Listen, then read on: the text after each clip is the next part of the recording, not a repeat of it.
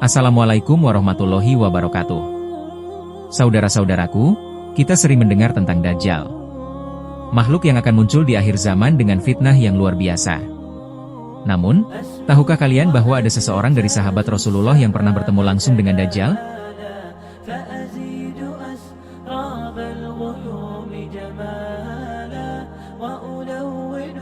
Namanya Tamim Ad-Dari, dan kisahnya terekam dalam hadis sahih yang diriwayatkan oleh Imam Muslim.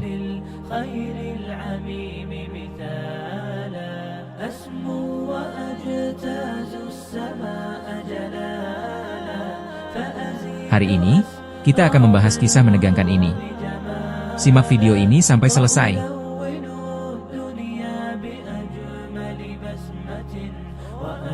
Tamim Ad-Dari adalah seorang pelaut dari suku Lahem yang awalnya beragama Nasrani.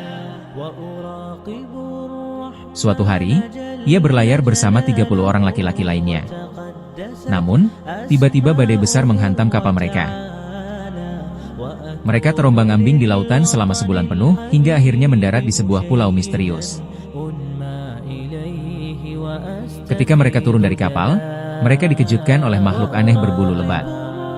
Makhluk itu bernama Al-Jassasah, dan ia berkata, "Wahai manusia, pergilah ke tempat ini, karena ada seseorang yang ingin bertemu dengan kalian." Dengan perasaan takut sekaligus penasaran, Tamim dan rombongannya mengikuti Al-Jassasah.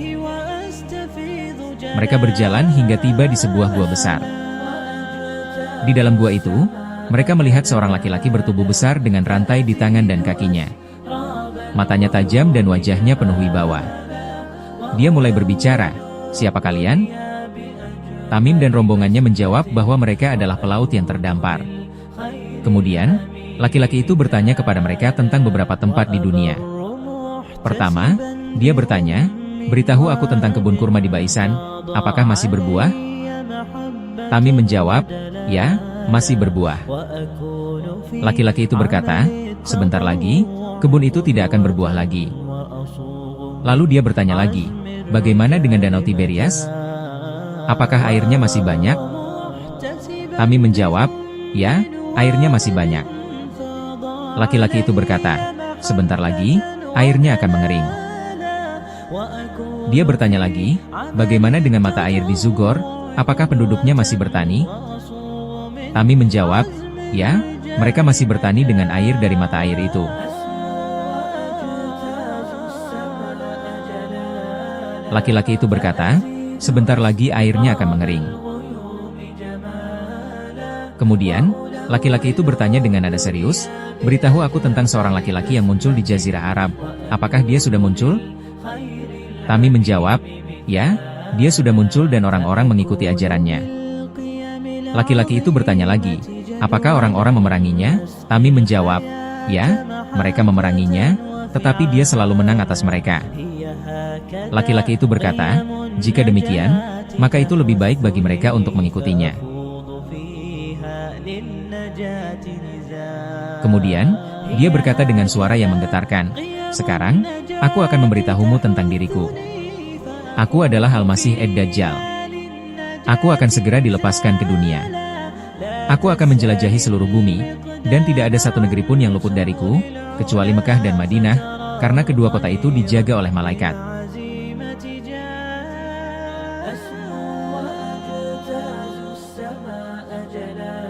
Setelah mendengar perkataan Dajjal, Tamim dan rombongannya segera meninggalkan pulau itu dan akhirnya bisa kembali ke Madinah.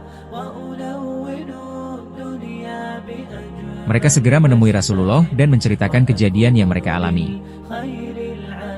Nabi pun mengumpulkan para sahabat dan berkata, "Inilah yang telah aku ceritakan kepada kalian tentang Dajjal.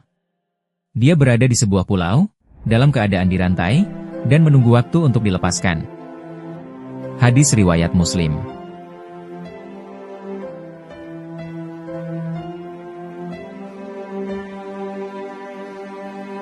Para sahabat semuanya, kisah ini bukan sekadar cerita, tapi merupakan peringatan penting bagi kita semua.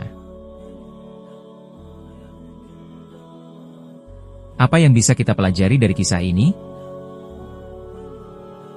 1. Dajjal adalah makhluk nyata yang masih terpenjara, namun suatu saat akan muncul di akhir zaman. 2. Mekah dan Madinah akan selalu terjaga dari fitnah Dajjal, karena dilindungi oleh malaikat.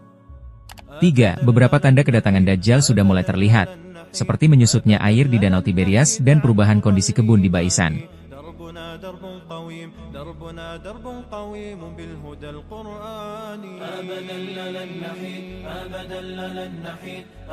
4. Untuk menghadapi fitnah Dajjal, kita harus memperbanyak amal ibadah dan membaca surat Al-Kahfi, terutama 10 ayat pertama dan terakhir. Rasulullah juga mengajarkan kita doa perlindungan dari fitnah Dajjal. Ya Allah, aku berlindung kepada-Mu dari azab neraka jahanam, dari azab kubur, dari fitnah kehidupan dan kematian, serta dari kejahatan fitnah Al-Masih Ad-Dajjal. Hadis riwayat Muslim. Danau Tiberias, juga dikenal sebagai Danau Galilea, adalah sumber air tawar utama di wilayah tersebut.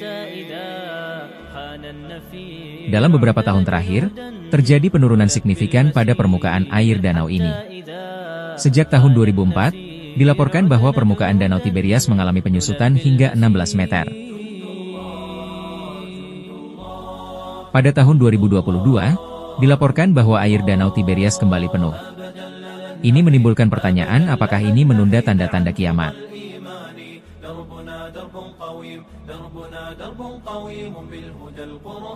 Kebun kurma Baisan.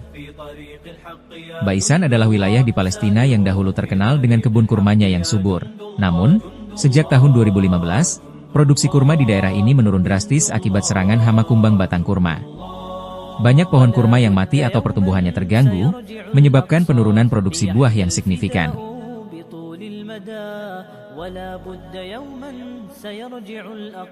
Perkembangan terbaru menunjukkan bahwa beberapa tanda yang disebutkan dalam hadis terkait kemunculan Dajjal mulai tampak.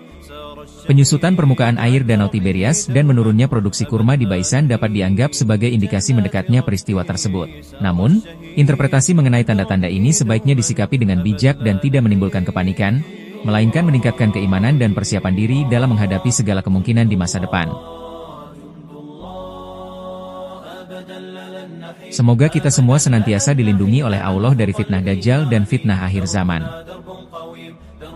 Jangan lupa like, share, dan subscribe agar semakin banyak yang mendapat manfaat dari kisah ini. Wassalamualaikum warahmatullahi wabarakatuh.